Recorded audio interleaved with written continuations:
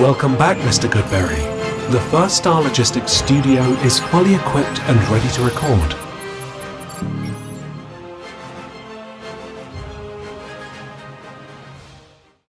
Welcome back to Bengals On The Brain, presented by First Star Logistics. I'm your host, Joe Goodberry. We are deep into, well, not too deep. This is the second episode of our draft prep as we watch prospects, take a look at their best film, and try and get a feel for what these guys are now. It is early in the process for me because I start when the coaches start. I start in January. I try to get ready for the Senior Bowl, and then we've got the Combine in February, and the picture starts to evolve as the offseason goes, right? So we're going to look at the guys right now, try and get an idea of maybe the top 6 or so prospects that could probably be the pick at number 10 for the Bengals.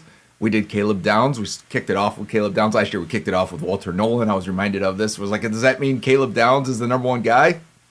Maybe. Maybe it is. I don't know. We may have a good feeling for this sometimes. It was Byron Murphy the year before that and went and checked on that too, which went just one pick ahead of us, I think it was. So Murphy would have been nice. But anyway, we are looking in the same vein, Murphy, and then last year with Walter Nolan. This episode now is going to focus on the likely highest defensive tackle prospect in this class, and he's going to elicit some responses because we just drafted Shamar Stewart. And I'm going to tell you that Peter Woods is a different type of prospect and why it's different and why production is not equal.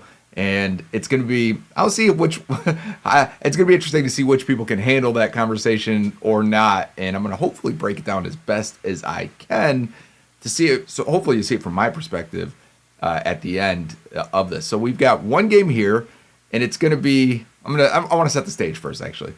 This one game, he's got 2 sacks in it, and he only had, based on PFF, 3 sacks. Traditional stats said he had 2. If you remember, PFF counts half a sack as a full sack.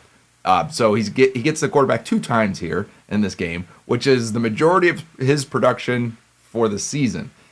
It's a 3-year starter for the most part, freshman, 18-year-old. He's got some good tape from 18 as well, but he's a 20-year-old in this tape, so he's young, one of the younger guys in this class. He's 6'3", 310 to 315, depending on what you see listed. He looks like a good athlete. He is very, very good against the run, but his pass rush production is just okay in terms of getting sacks and pressures. And when we watch it, you may figure out why, and also we're going to go on the conversation of why it's more than just the production. His production scores aren't going to be great for us. They're going to be okay. They're going to be ballooned a little bit by his age. We haven't gotten that far yet, so I'm kind of speaking like at what I expect to happen. But let's put on this tape in particular.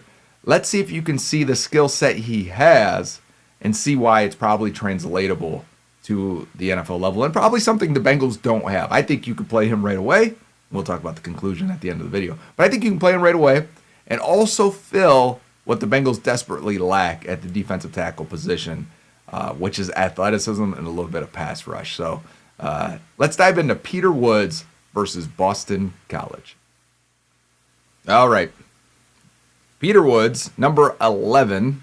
We get there. They got the yellow arrow on him, but we will have, we'll circle him at times too if we need to look for him. But he lines up sometimes at the end, sometimes at nose tackle, sometimes at 3 tackle. So there might be a little bit of pointing out.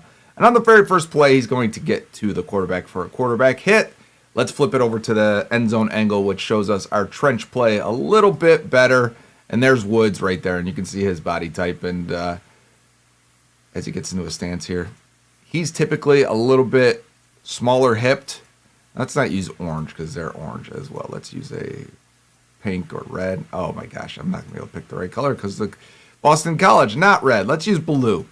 You can see a lot of times I look at defensive tackles and try to see how big their butts are, how big their hips are. And it's not weird. It's scouting, okay, guys? But you can see Woods is a little bit on the smaller side. He's a 3 tech. Typically, you can tell by the body type. So when they say 310, 315, I'm like, wow, really? He carries it really well. I'd like to see what he weighs in at. Is it going to be a 305? Remember, he's 6'3", so sometimes those guys carry it a little bit better than the guys we've watched that are 6'1" at times or shorter first-round picks, that defensive tackle we've watched recently. So we've got a run action, potential for, we got guards pulling, tight ends coming across, running back coming across.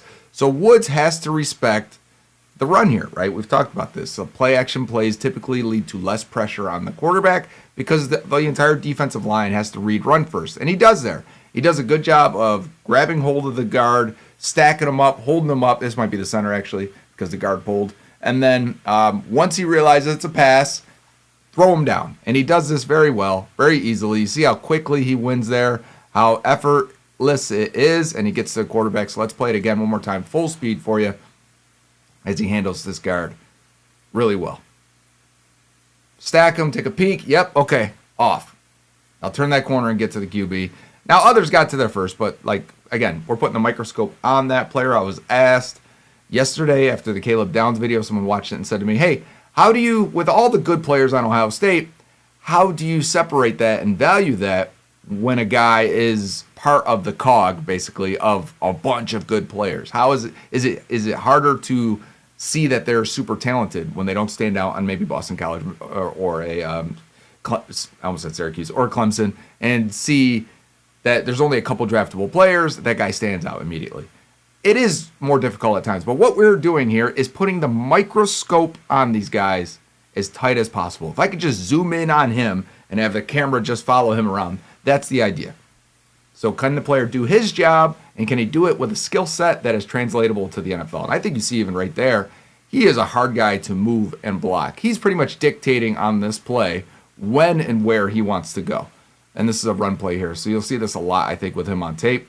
Even at a young age, there's 18-year-old Peter Woods on tape grading super well for PFF against the run. And it's because I think he's really, really strong. And when you have a guy that's athletic and can pass rush that is also super strong, that is the recipe for finding a Geno Atkins. Because a lot of times we're watching these guys that are smaller, quicker penetrators, and they don't have the strength to hold up. So strength is something we're looking for in these guys. And you see here, right? He's stacking. He's getting his eyes in the backfield. He's seeing what's happening. You can see the run action. You can see the ball going into the stomach of the running back, and Woods is right on that. And he tosses this guy, the center, just a bit to the side because the run's going to his right, and he's going to try and work back into the right there and follow and flow with the play, which the other guys take care of it. But that entire time, he looks like he's in control. He's aware of where the ball is going, and it's not an issue for him. And then we get a tackle at the line of scrimmage, or maybe at a 1.5 yard gain for Boston College. Woods is on the right side this time, going against the left guard. And you're going to see a very similar thing where he is coming off this. This is against the tackle, okay? So the tackle is trying to block inside, and Woods kind of shoots this gap a little bit here. It gives him a little bit of advantage at the snap. But you see who's bending first here, who's in a powerful position. Honestly, all of Clemson is at that right slant going towards the run here. But Woods is now going to break towards the gap here, and you'll see this a lot with him. There's going to be hits or misses where he's probably supposed to maintain his spot and will jump a gap because he's got really good vision, especially for a young player. He will run things down all the way over here and make plays against the run. So he's got really good vision, and it typically works out for him. But you will see a couple plays in this. I even think there's some in this game where he doesn't have the best vision, or maybe just doesn't see the play correctly, and he ends up running out of a gap. But watch him here, full speed now from this angle. Just discards that left tackle easily. He looks more physical, more aware. Timing and everything looks great, as if he knows what's happening around him, which isn't always the case, especially for younger players. He looks like, when you watch the film of Bain, or when we get to David Bailey is 23. He knows what's happening because he's played a ton of football. Woods looks like he's played a ton of football. He has, but he's done it at a young age. So this is going to be a play action boot the other way. So he's going to flow with the run, and it's going to go the other way. So I'm just going to let this one play. We're not going to stop this too many times. The design is to get the defensive line out of this play, as he's got two guys on him blocking him.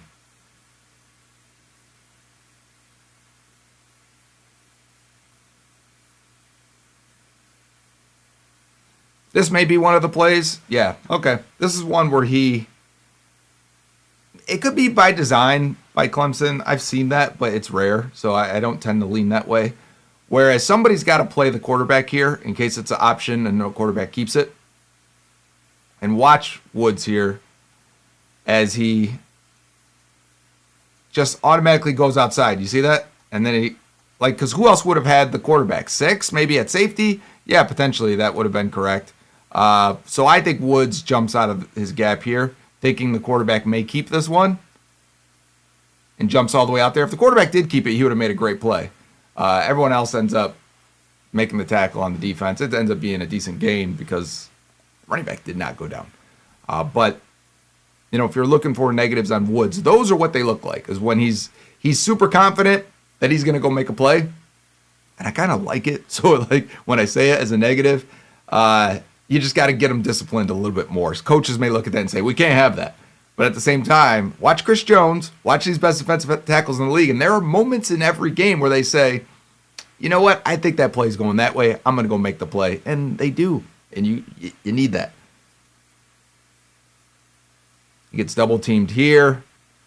Very grabby by the Clemson corner, and he gets flagged for it. All right, so left side here, you see he's got the double teams. Has to really, doesn't maybe necessarily need to work the guard, but he ends up trying to hand fight the guard before taking on the center. In this scenario, you probably teach him, like, dude, just don't even worry about the guard. Try and go one-on-one with whoever you can as fast as you can and go from there. And the play's out very quickly. So, not a real opportunity to rush the passer there. And you will see there are some games that aren't worth watching where he is double teamed consistently. And it's like, man, I just spent 20 minutes watching this game, and I think he may have had 3 to 5 opportunities to actually rush the passer and ended up with 2 wins out of the 5. And it's like, yeah, because he was just doubled consistently the whole game. Not worth watching. Would make for a terrible show if we did that. All right, we got a big run by Boston College here. I want to go back because this angle is going to show us the best as he maybe gets a little bit too high at times. It's a double team, so you'll see it from the other angle. The fullback or tight end, I can't tell what 48 is for Boston College, but he does a good job here. It's got to be a tight end. He's right here. He's going to end up as Woods takes the tackle on, right? So he's going to, at this position, I'm cool with what's happening. He doesn't look too high. Boston College is firing off this ball really well, really low. Woods is getting his eyes in the backfield. He sees the run actions coming here. But once this little fullback tight end guy comes in, he's going to really clear out Woods and push him inside here, which kind of and maybe he missed him. You know, from the side angle, it did look like he got him much better than that. Let's watch that again. I thought he did hit him. No, maybe he didn't. I don't think he did make contact. I take that back. So, I could be thinking of a different play. But if you watch Woods here stand up to the tackle, I do like this from this perspective. So maybe a little contact from that tight end. That's a good pause moment. But I do like this from this perspective where he is, if the run was coming right in this gap here and not outside, so let me draw that. If the run was coming this way, I like Woods' chances to fill this. The problem is it's such a big gap here that the running back clearly is going to bounce this all the way. And then at that point, not really Woods' opportunity to make a play. But I do like how he got off of that block eventually. So you see some sturdiness from him. And then he typically gets off these guys at some point in the play. These are the plays. And I'm taking my time with this because this is a shorter video. So we're going over more of these plays. I would like to see a better get off. Like I think Byron Murphy, Johnny Newton, the guys we watched there. Who was the guy taken from Pitt to the Buccaneers at like pick 20 2 years ago?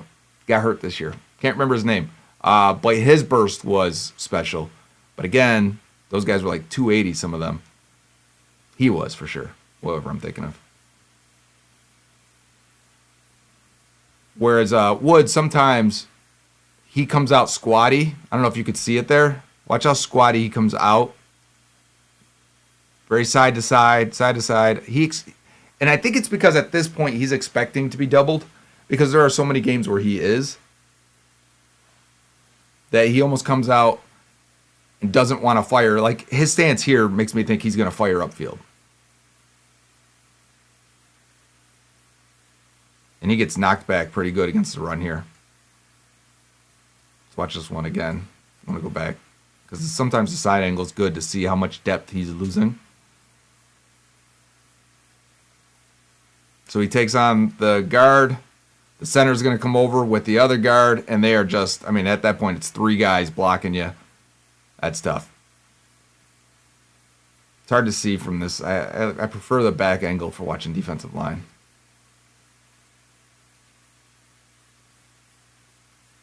Yeah, he gets washed out pretty good there. I mean, tough ask for him. I get it. But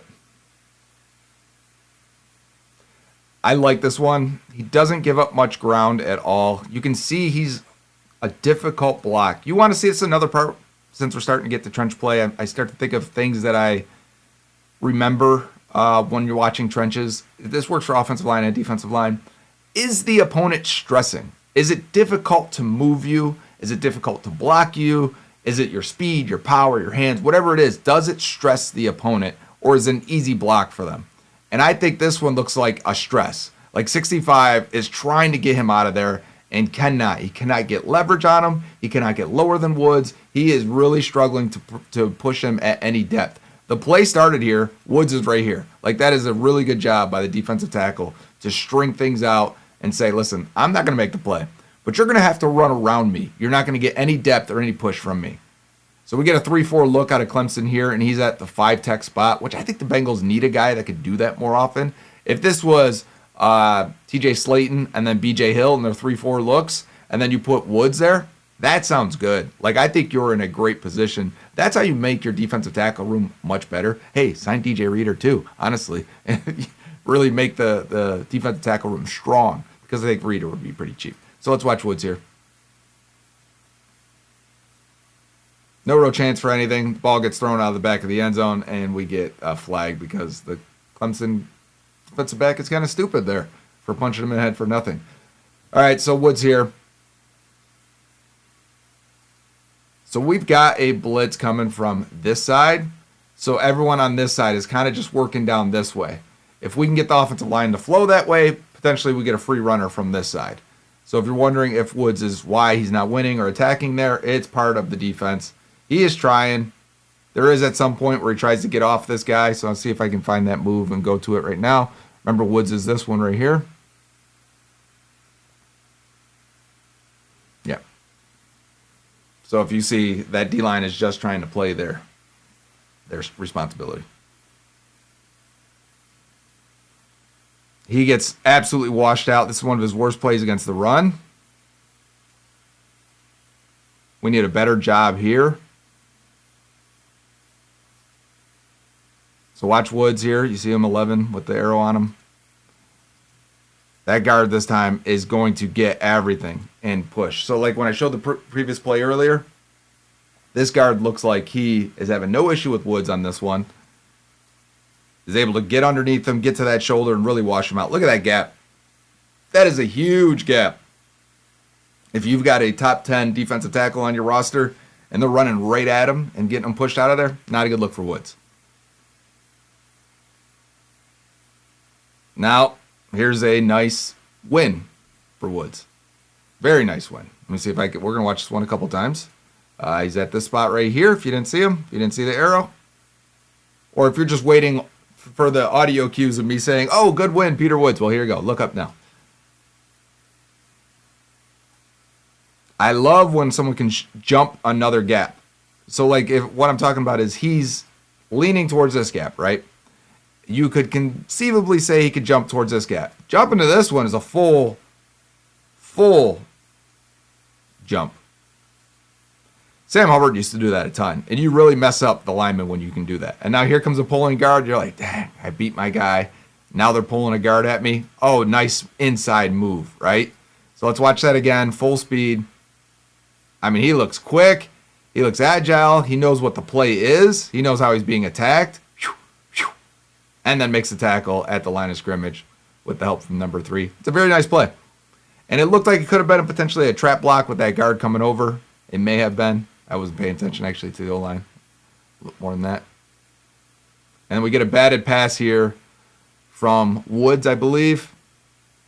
As you see, tries to make a move. Doesn't work.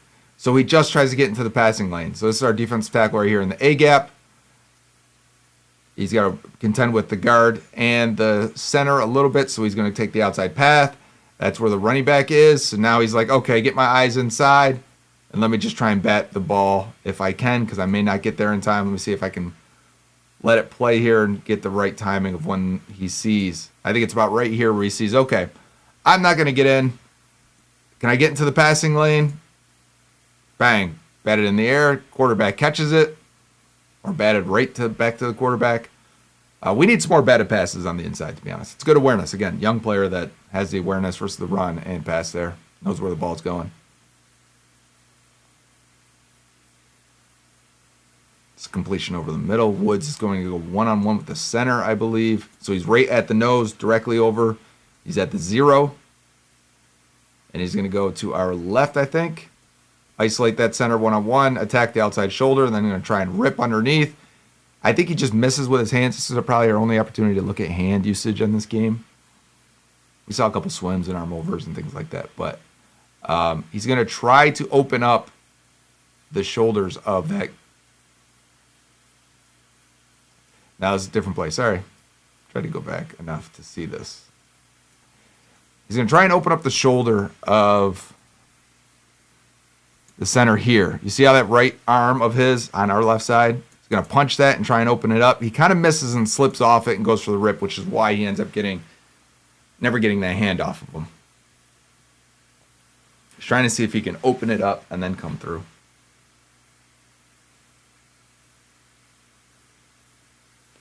Tries to do a similar thing against the center here. He's going to try and attack that center, and the guard's going to come in and pick him up. He looks bursty here. So he's more to the right side, but he's going to attack left.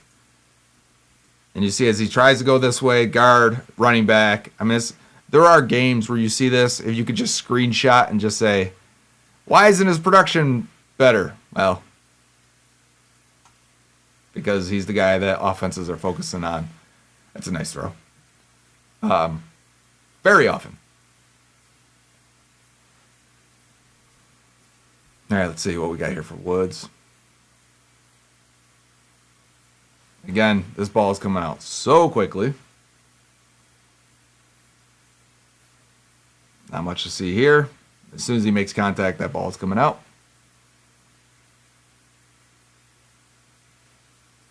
We got a 3-4 look.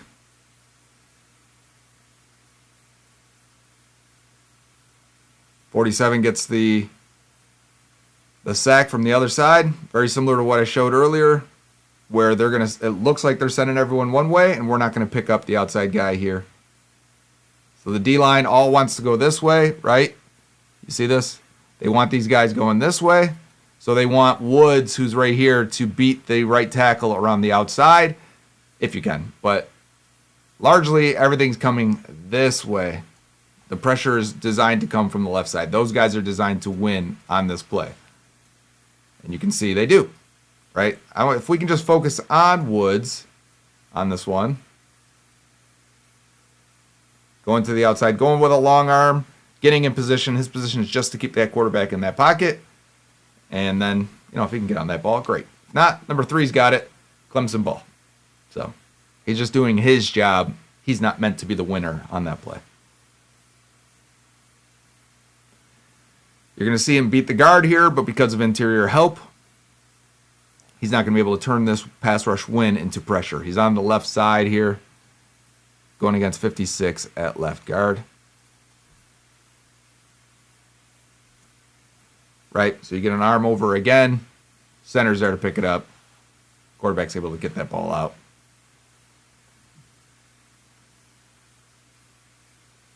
Standing up this time, which I think is fun. Shows you what he can do, potentially. Going with a cross chop all the way around the right tackle as they bring a blitz from the left side. Hopefully all this attention that gets put on Woods will help create for the rest of the team. So you're going to watch Woods stand here, but jump all the way outside here, showing what type of athlete he is. Here he comes. All the way, tries to cross chop and then rip to get around the corner. And honestly, it looks good doing that. As they send the blitz from the other side. Honestly, he looked really good, really agile, bending that corner and trying to get around it.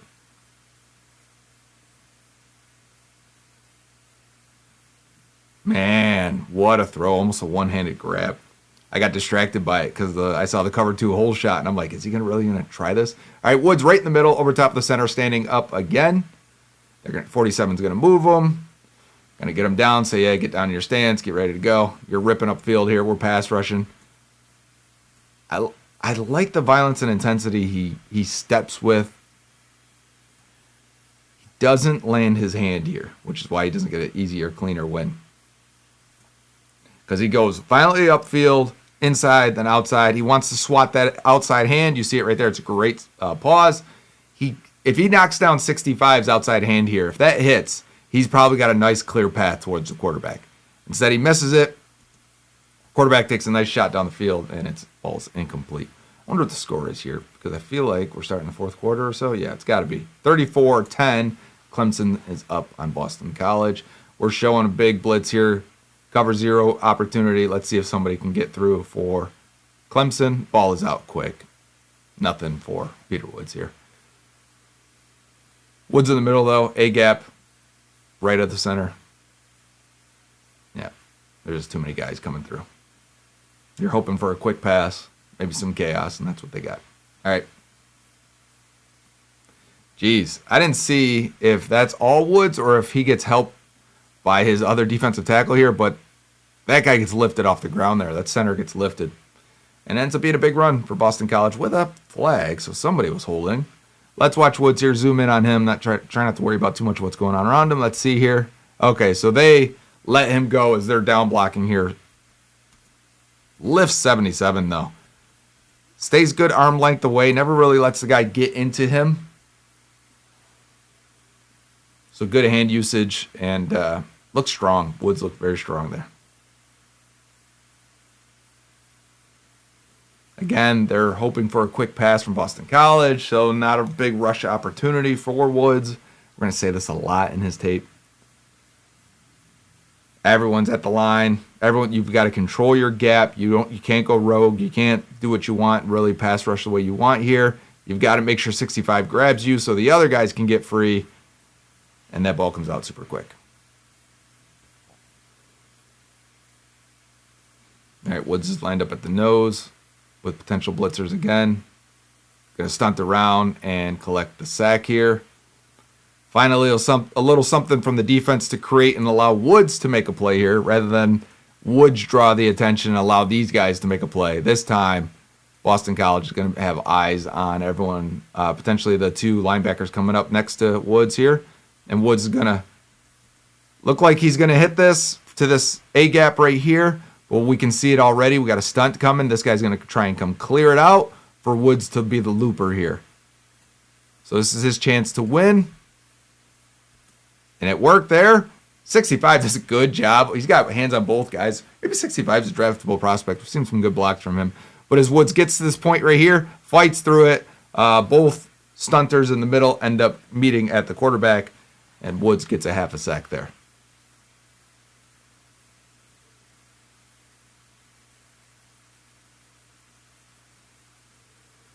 And again, we've got some stunts and the entirety of the Clemson line meeting at the quarterback. Woods is at the nose tackle spot, rushing from there. 15 is going to crash in. Woods is going to loop around. Almost falls. He's doing it. 3 and 13. Collapse in the pocket on the backside, and Woods is going to just be there to clean up and get his hand on the QB. That's probably his other half a sack, if I had to guess. Not as high quality. If you're a subscriber on Twitter, we've been talking about high quality wins for defensive linemen, giving examples of that when we watched Adafe Owe and Arnold Ebiketie for free agent prospects. There's another play here where the run action is trying to go away and they're going to boot the quarterback out, and Woods looks stronger than the guy blocking him. Woods is on the right side here. Right tackle is going to take him, but Woods really going to hold his ground here. You can see how often he is okay dropping his hips, dropping to a knee, digging that foot in the ground, and really not giving up any more ground than what he wants to. There's only what we probably only had 2 plays where he got pushed backwards in this game. All right, 25 seconds left. Game is winding down. Potential for a stunt again for Woods, but ball is out pretty quickly. Not a clean stunt from him either. He's got to go outside, then back all the way around. I mean, that's just, again, another example of why his production isn't. You see this multiple times in each game as well. We've already seen it a couple times, and I said it's impressive that he can even get to these gaps. But they're asking him to look how far wide he goes here between guard and right tackle. And then what, bring him all the way 3 gaps over? I mean, that's just, I don't know if he's doing that on his own, but you see it a lot in tape where I feel like because the other guy's crashing in, he's looping all the way around, that I'm like, there's no chance for him to actually get a pass rush on that play. So that was actually one of his better games. So if you came away slightly unimpressed, I would understand. I do have some questions about Peter Woods. I don't think he's a slam dunk at 10. I think he's a pretty good prospect at 10, given his age and production when he was younger. Now that's when we bring in the production conversation here, because Woods looks athletic. He's young. He looks strong, right? He seems to be super aware of what's going on around him. Those are good traits I want from a guy that's going to be fresh 21 when you draft him, birthday in March. But production, why draft another Shamar Stewart when this guy's had, 5 sacks in 3 years? That's not what you want. You want a guy who's had 12 sacks in 5 years from the college level. I agree. And it's going to hurt him a little bit in our grading process. But I'm going to tell you why it's not exactly Shamar Stewart. Because Shamar Stewart, you don't want to boil it down to just 10 snaps, right? Let's say a guy had 10 sacks. You don't want to boil a college career down into 10 snaps and be like, this guy's clearly better than that guy off of these 10 snaps because he got sacks and another guy didn't. Better indicators or other indicators you can use are pass rush win rate. And for Shamar Stewart, he had a very low pass rush win rate early in his career. I would say like horrible, bad, okay, that final year. And his pass rush win rate for the last 2 years of his college career put him in the 54th percentile. I would like to draft higher than that in the first round. Peter Woods, though, so let's start. When he was 18, a 27% pass rush win rate. Absolutely insane. That is in the 100th percentile as an 18-year-old. He starts to get attention from offensive linemen in his sophomore and junior year. It drops to 22% in his sophomore year, and then 17% this past year, which still isn't bad. But for a first-round pick, I would like a little bit higher. 17, the last 2 years, put him in the 75th percentile, so 17 and 22%. Put him in the 75th percentile of all defensive tackles since we've been scoring these things. That is good. Like, I'll take that in the first round. And when you think about those numbers, man, at 1.27 percentile, it's extremely, like that is prodigy type stuff at 18 years old. So then you go to run defense numbers, and you look at Shamar Stewart. We thought Shamar would be good against the run. I remember we watched the tape, and he didn't look like he knew where the ball was going, right? Very different from Peter Woods.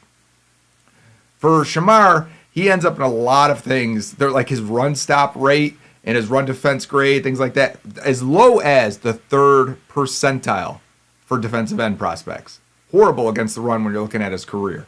Peter Woods, on the other hand, is in the 90th percentile and above, as high as up to 97th percentile for different metrics against the run. So very, very good against the run. I want to show you his PFF page real fast so you get an idea of what I'm talking about. Okay, so this is Peter Woods grading in 2025. You see it's a 72, so you're looking at the bottom here. Maybe I'll zoom that in for you. A 72 grade, not great for first round pick. 74 for run defense, that's solid. We'll take that. 65.5, not great. Only 14 pressures and 3 sacks. That is not a lot of production at all. But if you go to his younger years, 87 grade as an 18-year-old, an 83.7 grade as a 19-year-old. I mean, that's pretty good. And then a 75, a 74, 65. So I don't like to see a guy declining, but I think when I've seen, that was my 4th game, you can see the attention he's receiving this past year. If you go back one more year and watch like Texas or the Louisville game, he looks better in those games. And maybe we'll watch that if we get closer and it looks like Peter Woods could be the pick. We'll go back and watch some 2024 tape because he's even better in those years. And you can see why. It's because he's not getting the same type of attention. I think Clemson allows him to attack a little bit more. I really think they used him as a decoy in a lot of ways. But you can see the grading at that point. You go, man, so, okay, maybe there is a lot there still. When you grade that well at a young age, it's typically a very good sign for what your potential can be at the next level. From all the years I've been doing this is my 18th year of hardcore draft analysis. This is usually a good sign. So to me, that's why Woods and Shamar really wouldn't be comparable. I understand why you would say, we can't take another unproductive guy. I agree. I want production, film, age, athleticism, character, size, and I also want the advanced data to agree. So if you were looking at Woods, you'd say size, age. I would think he's going to have athleticism. The tape's good. I can see the flashes and the ability. And then I would say the production isn't there, but the advanced data is there. And I'm forgetting one because I thought I had 7 fingers. But whatever the other one was, health maybe? I can't remember. Either way. I should have these written down. I should have a board of like the things that, if I could just do, I want a draft room. We need to put one up in the First Star headquarters in Cincinnati, an actual draft room, and I have numbers and whiteboards. And anyways, if I have to do this much explaining for a potential first round pick, that lets you know what kind of draft class we're looking at. Dane Brugler just had Peter Woods in a Mako 19th.